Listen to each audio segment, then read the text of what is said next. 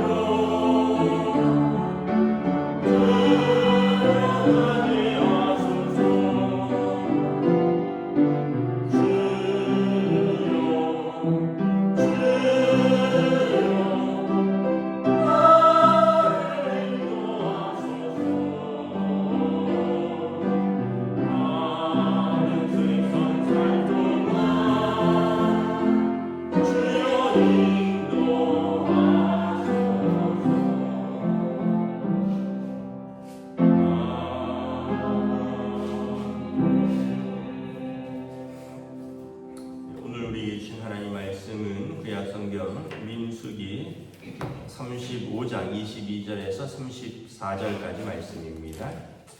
민수기 35장 22절에서 34절까지 말씀입니다.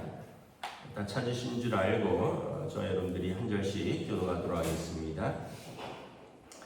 악의가 없이 우연히 사람을 밀치거나 기회를 엿봄이 없이 무엇을 던지거나 보지 못하고 사람을 죽일 만한 돌을 던져서 죽였을 때에 이는 악의도 없고 해하려 하는 것도 아닌지 회중이 친 자와 피를 보복하는 자 간에 이 규례대로 판결하여 피를 보복하는 자의 손에서 살인자를 건져내어 그가 피하였던 도피성으로 돌려보낼 것이요 그는 거룩한 기름 부음을 받은 대제사장이 죽기까지 거기 거주할 것이니라. 그러나 살인자가 어느 때든지 그 피하였던 도피성 지경 밖에 나가면 피를 보복하는 자가 도피성 지경 밖에서 그 살인자를 만나 죽일지라도 피 흘린 죄가 없나니 이는 살인자가 대제사장이 죽기까지 그 도피성에 머물러야 할 것임이라. 제사장이 죽은 후에는 그 살인자가 자기 소유의 땅으로 돌아갈 수 있느니라. 이는 너희의 대대로 거주하는 곳에서 판결하는 규례라. 사람을 죽인 모든 자 곧 살인한 자는 증인들의 말을 따라서 죽일 것이나 한 증인의 증거만 따라서 죽이지 말 것이요. 고의로 살인을 범한 살인자는 생명의 속전을 받지 말고 반드시 죽일 것이며, 또 도피성에 피한 자는 대제사장이 죽기 전에는 속전을 받고 그의 땅으로 돌아가 거주하게 하지 말 것이니라. 너희는 너희가 거주하는 땅을 더럽히지 말라. 피는 땅을 더럽히나니 피 흘림을 받은 땅은 그 피를 흘리게 한 자의 피가 아니면 속함을 받을 수 없느니라. 함께 읽습니다. 너희는 너희가 거주하는 땅 곧 내가 거주하는 땅을 더럽히지 말라. 나 여호와는 이스라엘 자손 중에 있음이니라. 아멘. 할렐루야. 오늘도 새날을 주셨습니다. 하나님께서 은혜와 평강으로 함께해 주시기를 축복합니다.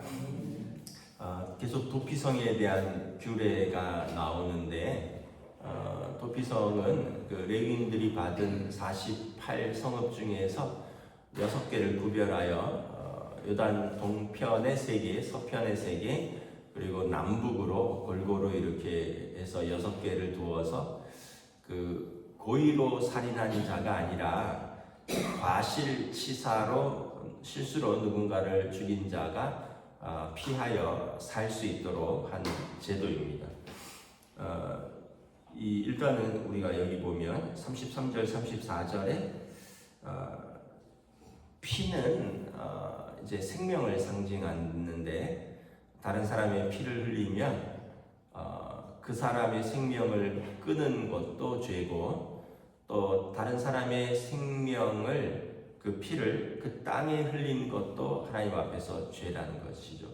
그래서 율법에 보면 피째 먹지 말라 이런 이제 문구가 있는데, 왜냐하면 피는 모든 어떤 생명체의 생명을 상징하기 때문에 피를 흘리거나 피째 먹는 것, 이것은 그 생명을 취하는 것으로 여기고, 그래서 그 피를 일부러 땅에 흘리면 땅을 더럽히는 것이고, 또 그 사람의 생명을 끊는 것이고 하나님 앞에 죄를 짓는 것이다.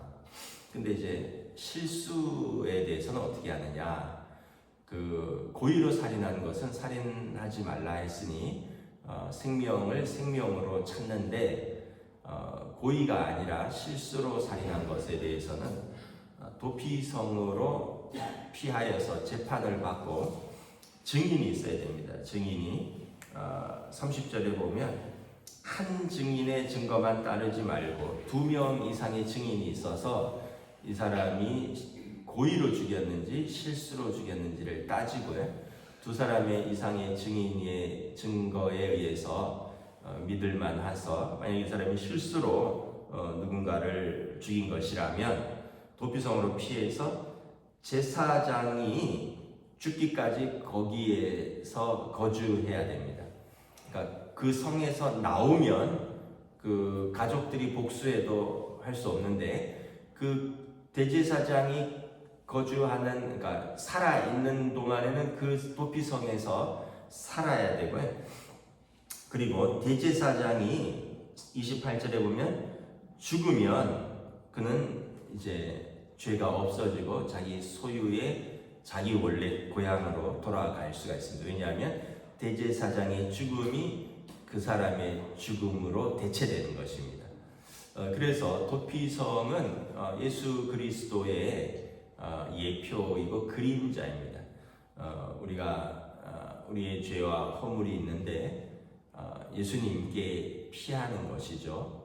그리고 예수님의 십자가의 죽으심이 우리의 죽음을 이제 대신하는 것입니다. 그래서 대속의 죽음, 대신 속량하는 죽음이라는 뜻입니다. 예수님의 죽으심으로 우리가 우리의 죄와 허물을 용서받는 것입니다.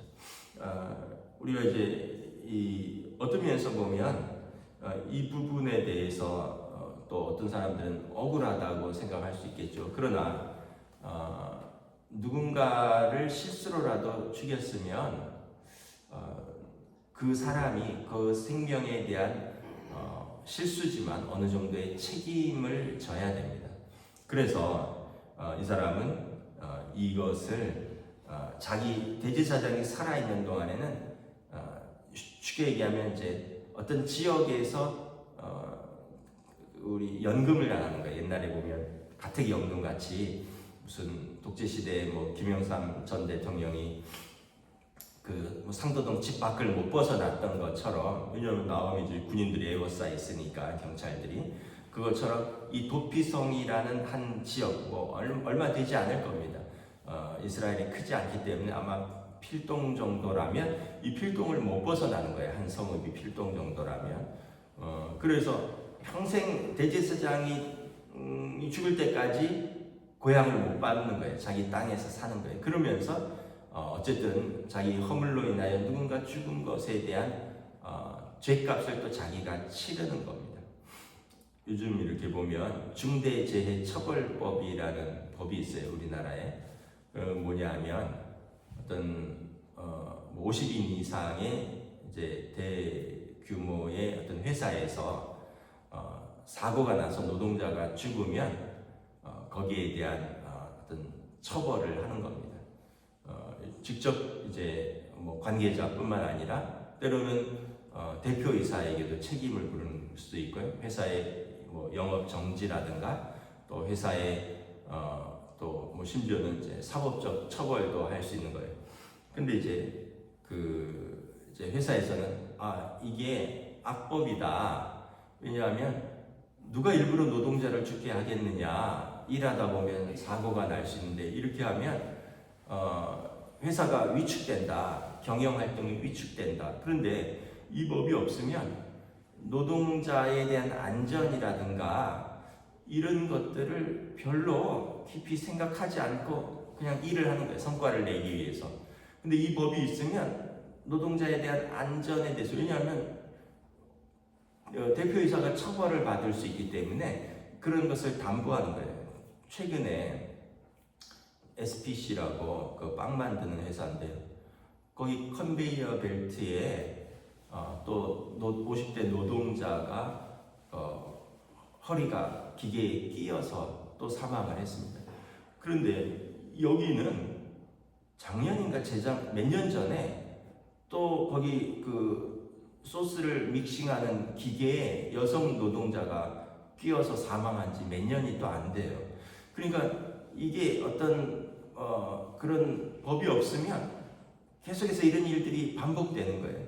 그래서 어떤 그런 것에 대한 법이 있으므로 생명이 귀하다라는 거, 사고라 할지라도 분명한 여기에 대한 어떤 어느 정도의 처벌과 여기에 대한 대책 방지가 있어야지, 우리가 뭐 건물 빨리 올리고 빵을 빨리 만드는 거 이게 중요하냐, 아니면 누군가의 어머니, 누군가의 아버지가 거기에 기계에 끼어서 죽는 것이 중요하냐. 그래서 법들이 바뀌잖아요. 어떻게 바뀌느냐. 그런 작업을 할 때는 2인 1조로 하도록. 왜냐하면 혼자서 하다 보니까 기계에 끼어도 바로 대처를 못하는 거죠. 근데 2인 1조로 하면 기계에 끼었으면 바로 기계 작동을 멈추고 뭐 112나 119를 불러서 하면 죽지는 않을 수 있는데, 이런 작업들을 생산성 때문에 2명을 쓰면은 돈이 그만큼 더 들어가니까 1명만 쓰는 거예요. 근데 1명만 쓰다가 여러분 8시간, 9시간을 그 일들을 하다 보면 피곤할 수 있거든요. 그러다가 잠깐 하면 이제 또 다치는 거예요. 제가 이렇게 예전에 운동하던 데서 보면 여기 인쇄소에 하는 분들 중에 손가락 한두 개 없는 분들이 꽤 있어요. 그래서 이분들이 이제 왜 그렇게 손가락이 잘단됐느냐 물어봤더니 이제 가족 기업에 부인하고 자기랑 또는 뭐 다른 직원 한 명이랑, 근데 일이 많으면 밤새도록 그걸 인쇄를 돌리는 거예요. 기계를 돌리면 종이를 넣을 때 손으로 밀어넣고 그 다음에 또 이렇게 절단기가 내려오면 이제 종이를 또 빼고 이렇게 종이가 이렇게 사이즈를 맞춰야 되니까 이걸 넣었다 뺐다. 이거는 사람이 하는 거예요. 기계는 내려와서 자르고 누르고 인쇄하는 건 기계가 하는데 그걸 넣었다 뺐다는 사람이 하는데 야근을 하다 보면 피곤하고 그러다 잠깐 이거 넣는데 실수를 하거나 빼는데 실수를 하면 기계의 손등이 눌리거나 기계의 손가락이 잘리는 거예요. 그래서 이런 분들이 손가락 마디가 없는 분들이 한두 분씩 있더라고요. 그래서 우리가 이런 모든 것에 대해서 항상 제일 중요한 것은 사람이다, 생명이다. 여러분 그렇게 다치면 그 일을 해서 생계를 유지하는 것도 중요하지만 그 가족들 또 그 가족들 당사자 가족들에게는 얼마나 큰 고통이겠느냐라는 거죠. 그래서 율법도 이런 법이 있기 때문에 어떻게 할까요? 이제 노예를 든 주인들이 노예들을 함부로 할 수 없는 거예요. 왜냐하면 고살자가 되면 율법에 의해서 노예를 가혹하게 다루다가 노예가 죽으면 주인이 처벌받는 거죠. 어떻게? 사형제가 되는 거예요.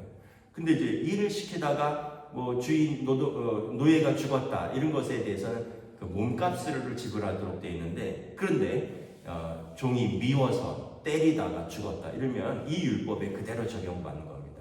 고의로 살인한 자, 또 계획하여 살인한 자, 그래서 사람이 죽일 만한 철이나 나무나 돌로 친 자가 되는 거죠. 그러니까 이런 율법이 있으니까 그 시대에 3500년 전에 노예를 자기 소유물처럼 취급받은 그 시대에 주인들이 하나님의 법 아래서는 노예들을 함부로 때리려서 죽일 수가 없는 법이 되는 것이죠. 이제 중요한 것은 뭐냐면 이 도피성은 예수 그리스도를 상징한다. 그래서 우리의 죄와 허물을 가지고 예수 그리스도 안에서 피하는 것. 사실 뭐 우리가 이렇게 사람을 죽이지는 않아요. 사실 사람 죽이는 게 더 어렵죠. 얼마나 어렵습니까? 그런다 우리가 예수 그리스도 안에 모든 우리의 죄와 허물을 가지고 피하고 또 예수 그리스도의 십자가의 죽으심으로 우리가 자유케 되는 대제사장이 죽음으로 그가 자기 성읍에 돌아갈 수 있었던 것처럼 예수 그리스도가 십자가의 죽으심으로 우리가 우리 죄를 가지고 있음에도 불구하고 하나님 앞으로 돌아갈 수 있는 길이 열린 것이죠. 그래서 도피성, 영원한 도피성은 예수님이시다라는 것을 이 율법이 그림자로서 보여주고 있는 것입니다. 오늘 하루도 또 죄와 허물이 있지만 주님 안에서 은혜의 삶을 누리는 저와 여러분 되시기를 우리 주님의 이름으로 축복합니다. 기도하겠습니다. 하나님 은혜를 감사합니다. 참으로 피를 흘리는 것은 생명을 취하는 것이고 이것은 하나님 앞에서 죄요 그 가족과 그 본인에 대한 죄요 또 땅을 더럽히는 것이라 말씀합니다. 그러나 부지 중에 살인한 자에 대해서는 의도가 없었기에 살 길을 열어주었고 그리고 대제사장이 사는 동안에는 그곳을 벗어나지 못하나 대제사장이 죽으면 그도 대제사장이 죽음이 그의 죽음을 대신하여 그는 고향으로 돌아갈 수 있다. 이것이 하나님의 법이다라고 공표함으로써 많은 약자들 그 시대에 어떤 힘있고 또 노예가 많은 그 시대에 사람들을 함부로 생명을 대할 수 없도록 하나님께서 하셨고 또한 실수로 또 죄를 짓고 죽인 자들에 대한 또 살 길을 열어주시는 또 은혜의 하나님 또 공의의 하나님을 보여줍니다. 그리고 이 도피성은 예수 그리스도를 예표함으로 말미암아 우리가 예수 그리스도께 피하고 예수 그리스도의 십자가의 죽으심으로 우리가 또 자유케 되는 십자가의 속량의 은혜를 보여줍니다. 우리 모두는 하나님 앞에서 은혜로 사는 사람들이오니 오늘도 주님 안에서 은혜로 또 하루를 살아갈 수 있도록 함께하여 주시옵소서. 감사를 드리오며 우리 주 예수 그리스도 이름으로 기도드리옵나이다. 아멘. 하늘에 계신 우리 아버지의 이름을 거룩하게 하시며 아버지의 나라가 오게 하시며 아버지의 뜻이 하늘에서와 같이 땅에서도 이루어지게 하소서. 오늘 우리에게 일용할 양식을 주시고 우리가 우리에게 잘못한 사람을 용서하여 준 것 같이 우리 죄를 용서하여 주시고 우리를 시험에 빠지지 않게 하시고 악에서 구하소서.